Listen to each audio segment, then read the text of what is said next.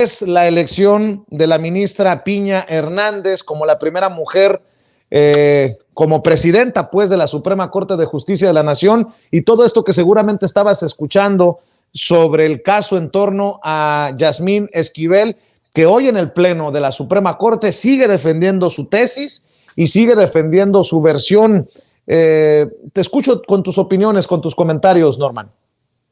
Claro que sí, con mucho gusto. Mira, para mí era previsible que hubiera una elección que no le favoreciera. Ya la andanada había sido tan fuerte que habría sido complicado que ella misma pudiera seguir adelante.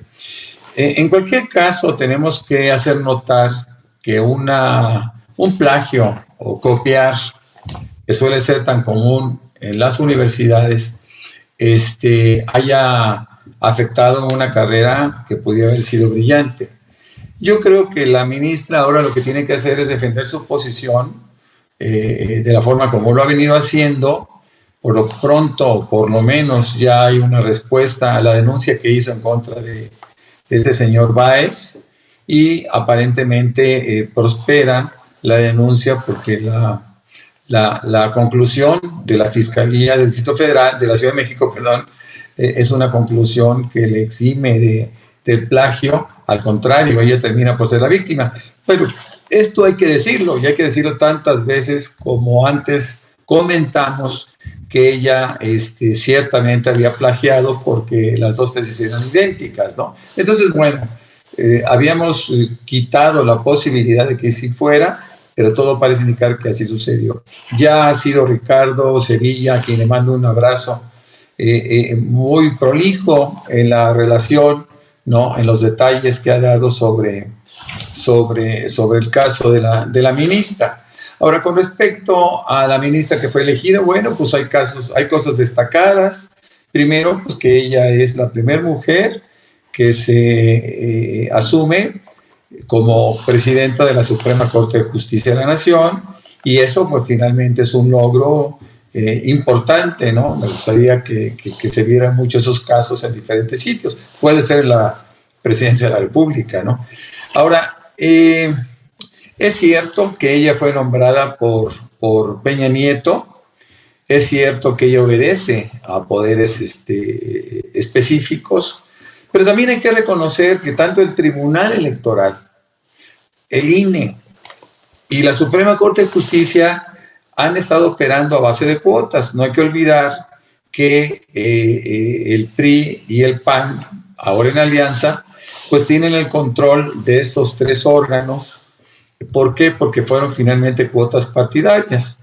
En el caso, y a mí me preocupa mucho eso, en el caso de las ternas que fueron enviadas por el presidente López Obrador con la mayor neutralidad posible en términos ideológicos, pues sí, tuvo su repercusión cuando el mismo presidente se quejaba esta mañana hablando de la traición, por decirlo de alguna manera, él no lo cita de esa forma, pero de dos personas que votaron en contra, ¿no? Es decir, a ver, yo creo que mientras no se dé un cambio sustancial en la forma de operar de esos órganos, Morena pues debe de mandar a sus candidatos, ¿no? Y debe poner a sus funcionarios, a sus consejeros, a sus magistrados y a sus ministros. De otra manera, seguirá manteniéndose ese control sobre órganos que son tan importantes, ¿no? Entonces, me parece que tenemos que hacer a un lado no la honestidad, pero sí a un lado la ingenuidad de pensar que estos se van a comportar, ¿no? Tenemos el caso de la ministra Loretta, ¿no? Que de repente tú la ves votando prácticamente en contra de la mayoría de las iniciativas del presidente, y vemos el caso de varias personas que actuaron de esa manera. Me parece que es justamente la ministra que hoy por hoy está en desgracia, pero que estoy seguro que se va a revivir a través de la verdad, ¿no? Yo creo que es relativamente fácil darse cuenta que el plagiario va a tener que reconocer sus errores. Yo por ahí estaba leyendo en el Universal, y fue difundido en redes, que la asesora de tesis de la ministra había recibido una carta por parte de este señor Báez, reconociendo que él había copiado una buena cantidad de la tesis, de tal suerte que él se estaba asumiendo como el plagiario. Bueno, hay que ver, entiendo que eso se llevó a una notaría pública y se certificó, pero hay que ver qué es lo que pasa. Mira, hay algo que también es muy importante, Vicente, que vale la pena comentar. Lo he comentado ya con algunos amigos, inclusive con amigos que son abogados, y yo les decía, miren, el problema de las universidades, el problema de los programas de estudio, es que son burdos. Tú le pides a un muchacho de 23, 24 años que haga una tesis, que haga una aportación dentro del ámbito, de su ámbito específico, cuando que no tiene experiencia todavía, ¿no? Y que realmente ese trabajo de tesis, ese seminario de tesis, lo va a desarrollar pues, a través de la consulta. Y la consulta, cuando lo incorporas tú a un trabajo de investigación, es plagio. Aunque cites y cites y cites, tú estás copiando, tú estás plagiando ideas, estás plagiando frases completas. Entonces es una cosa muy burda. Yo creo que la tesis debe de desaparecer, el seminario de tesis debe de desaparecer. Ahora, por ahí alguien, y creo que fue Eduardo Andrade, quien fue abogado general de la UNAM justamente en los 80s, él decía, es que realmente la esencia de una titulación es a través del examen profesional que defiende un trabajo específico y que, por supuesto, es abordado con preguntas sinodales y es la forma como se debe de titular una persona, al margen del trabajo, ¿no? Para él, lo valioso es el examen profesional que tiene derecho, que accesa a un título profesional y la cédula específica correspondiente. Entonces, a mí no me conmueven las tesis, ¿no? Cuando hay plagios, digo, nos acordamos de tantos plagios, del mismo plagio de Peña Nieto y de tantos y tantos y tantos plagios que hay, ¿no? Tú haces un tweet simplemente y al rato lo están haciendo de la misma manera otros, ¿no? Nada más que con sus nombres. Entonces, es como que es algo común, ¿no? Y bueno, creo que las universidades deben de desaparecer el medio.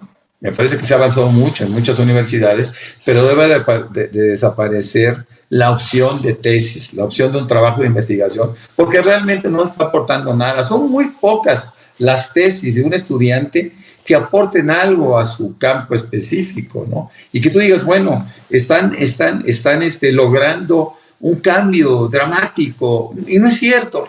Ahora, con respecto a las tesis y los plagios, te tengo que comentar que la doctora Marian Pearl, que es mi sobrina, que es una sobrina brillantísima, ella hizo su trabajo, ella estudió una doctorado en ciencias, es médico, y cuando hizo su doctorado, su propia asesora de tesis le robó la tesis, y no se puede titular porque tendría que volver a hacer otra tesis. Entonces, es un desastre lo que pasa con los asesores de tesis, y con lo que pueden hacer con esos trabajos que realmente aporten algo. Entiendo que en el caso de Mario estaba aportando algo interesante, ¿no? para la ciencia. Y bueno, pues es un tema muy complicado, muy triste, pero tenemos que ser pragmáticos, ¿no? Quiero insistir, el presidente descarta la posibilidad de hacer una reforma judicial, constitucional, al estilo Ernesto Zedillo, pero créeme que muchísimos hubiéramos querido que se pudiera hacer esto, que se hiciera una limpia en todos los órganos judiciales y pudieran hacer una nueva expectativa. Justamente esta mañana platicaba yo con una buena amiga que es doctora en Derecho Penal y le decía, Lilia, ya no es posible que un juez o un magistrado, o en este caso un ministro, pueda decidir por sí mismo. No, hay que ser todo colegiado, ¿no? Ya las decisiones no deben de ser individuales, deben de ser colegiados, donde cuando menos se conozcan otras opiniones y las sentencias sean más justas, ¿no? Porque eso de que un juez de repente llegue, le den dinero y esté sentenciando a favor de delincuentes, pues es algo que sucede en nuestro país todos los días, mi querido Vicente. Así es, déjame saludar, Norman, al querido Hamlet Almaguer, al diputado federal de Morena por el estado de